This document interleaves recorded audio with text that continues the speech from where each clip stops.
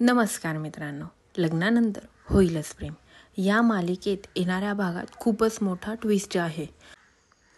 जीवाची तब्येत बरी झालेली असती. जीवा हा हॉलमध्ये आलेला असतो. तेव्हा काव्या त्याला म्हणते की जीवा, तू फक्त माझा टॅटू नाही जाळलास तर माझं अस्तित्व जाळून टाकलं आहेस. म्हणूनच लग्न मोडून तुझ्याशी नाव जोडणारी काव्या आजपासून संपली. आजपासून तू फक्त माझ्या ताईचा नवरा असशील, बस, बाकी काहीच नसेल. प्रेम कसं असावं कसं नसावं हे तूच मला शिकवलं. या शिकवणीबद्दल धन्यवाद. असं बोलून काव्या तिथून निघून जाते. आता जीवाला खूपच मोठा शॉक बसलेला असतो.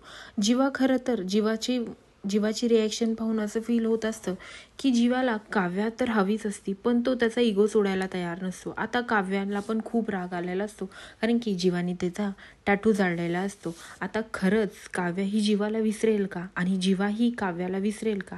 आणि हे पाहण्यासाठी विसरू नका लग्नानंतर होईलच प्रेम आणि माझ्या चॅनलला सबस्क्राईब करा. धन्यवाद.